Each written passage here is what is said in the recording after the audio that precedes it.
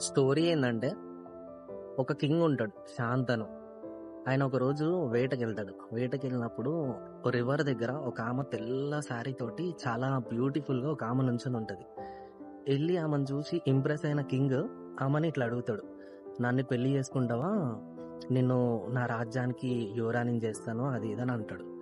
ఆమె గూడా కింగ్‌ని చూసి ఇంప్రెస్ అయితది. ఇంప్రెస్ అయ్యి ఆమె గూడా మిమ్మల్ని నేను పెళ్లి చేసుకోవడానికి నాకు ఎటువంటి ప్రాబ్లమ్ లేదు. బట్ ఆన్ వన్ కండిషన్ అని చెప్పి, ఆ కండిషన్ ఏంటంటే, మనకి పెళ్ళైన తర్వాత ఎప్పుడైతే మీరు నేను చేసే పనులకి అడ్డమొచ్చి నన్నేదైనా క్వెషన్ చేస్తారో, ఆ క్వెషన్ చేసినప్పుడు మిమ్మల్ని నేను వదిలేసి వెళ్ళిపోతా అని చెప్తది. అయితే ఇంప్రెస్ అయిన కింగ్ ఇవన్నీ ఆలోచించకుండా ఓకే అని చెప్తాడు. ఓకే అంటాడు. పెళ్ళైతది. రాజ్యానికి తీసుకెళ్తాడు. వాళ్ళకి పిల్లలు పుడతారు. ఫస్ట్ పిల్లోడిని ఆమె డైరెక్ట్ పుట్టగానే తీసుకెళ్లి రివర్‌లో ఏసేస్తది. అప్పుడు కింగ్‌కి కోపం వచ్చి అడగడానికి వెళ్ళినప్పుడు సడన్‌గా కండిషన్ గుర్తొస్తది. అడిగితే వెళ్ళిపోతది కదా అని చెప్పి కండిషన్ గుర్తొస్తది. గుర్తు రాగానే ఆయనని కంట్రోల్ చేసుకొని అడగడు. అట్లా 7 టైమ్స్ 7 పిల్లల్ని డైరెక్ట్ తీసుకెళ్లి రివర్‌లో ఏసేస్తది. 8థ్ టైం ఏమైతదంటే, కింగ్‌కి కోపం వచ్చి ఆయనకి రాజ్యానికి కావాల్సిన వారసుల్ని ఇట్లా పడేస్తుంటే ఆయన తట్టుకోలేక వెళ్ళి 8థ్ టైం అడిగేస్తాడు. ఎందుకు ఇట్లా చేస్తున్నావు?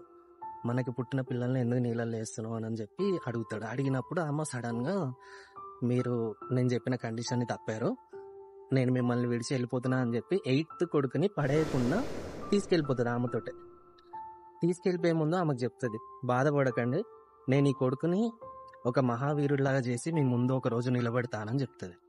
17 ఇయర్స్ అయిపోతుంది. 17 ఇయర్స్ తర్వాత ఒక రోజు కింగ్ వేటకెళ్తాడు. మళ్ళీ వెళ్ళినప్పుడు అక్కడ ఒక చిన్న బాబు బాణాలు వేస్తా ఉంటాడు. ఆ బాణాలు ఎట్లా వేస్తాడంటే, చాలా పర్ఫెక్ట్, ఒక ఆర్చర్ వేసే బాణంలాగా అన్ని పర్ఫెక్ట్ గా వేస్తా ఉంటాడు. పోయి ఇంప్రెస్ అయిన కింగ్ అడుగుతాడు, ఎవరు బాబు నువ్వు, నీ పేరేంటి, నీ తల్లిదండ్రులు ఎవరు, అది ఇదని అడుగుతాడు. అప్పుడు వెనకాల నుంచి గంగాదేవి వస్తుంది. వచ్చి, ఇతను మన కుమారుడు దేవవ్రతుడు అని చెప్తుంది. కుమారుడిని నేను వీరుడిలాగా తీర్చిదిద్ది మీ ముందు నిలబెడుతున్నానని చెప్తుంది. ఈ కుమారుడు పరశురాముడి దగ్గర విల్లు విద్య నేర్చుకున్నాడు. వేదాలు, పురాణాలు ఇవన్నీ బృహస్పతి శుక్రాచార్యుడి దగ్గర నేర్చుకున్నాడు.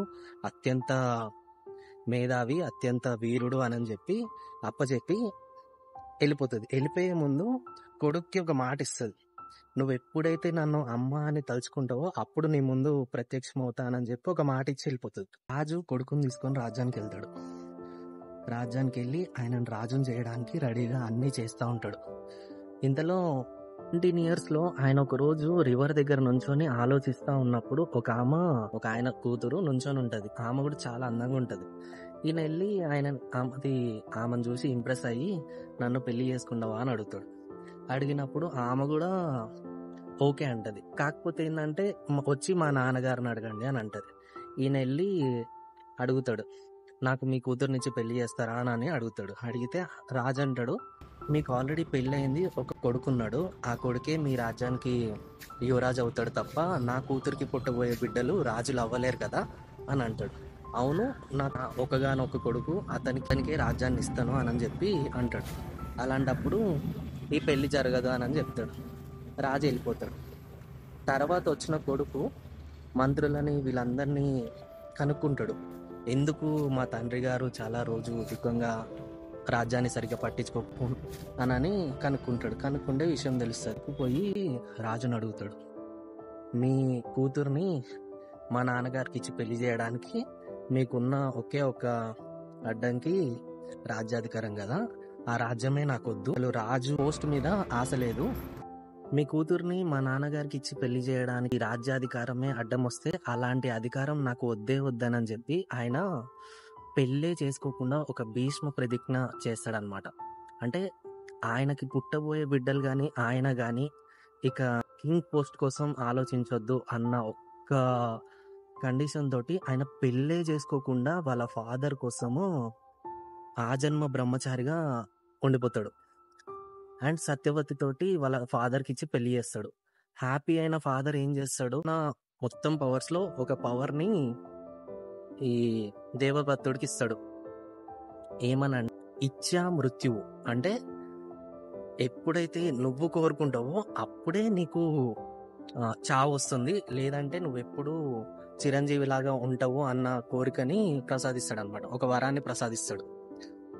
సో, ఈ రోజుల్లో 50, 60 ఇయర్స్ రాంగానే పేరెంట్స్‌ని ఆర్ఫనేజెస్‌లో పెట్టి నెలకోసారో, 2 నెలలకోసారో చూసే రోజులివి. బట్ చూడు అప్పట్లో ఆయన 17 ఇయర్స్ బట్ ఫాదర్ కోసం ఆయన లైఫ్‌నే సాక్రిఫైస్ చేసి పెళ్లి చేసుకోకుండా ఉండిపోయిండు.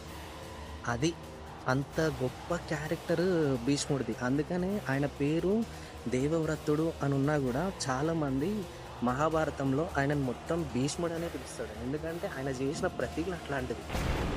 ఎంత ఇంపాక్టెడ్ సన్ కదా!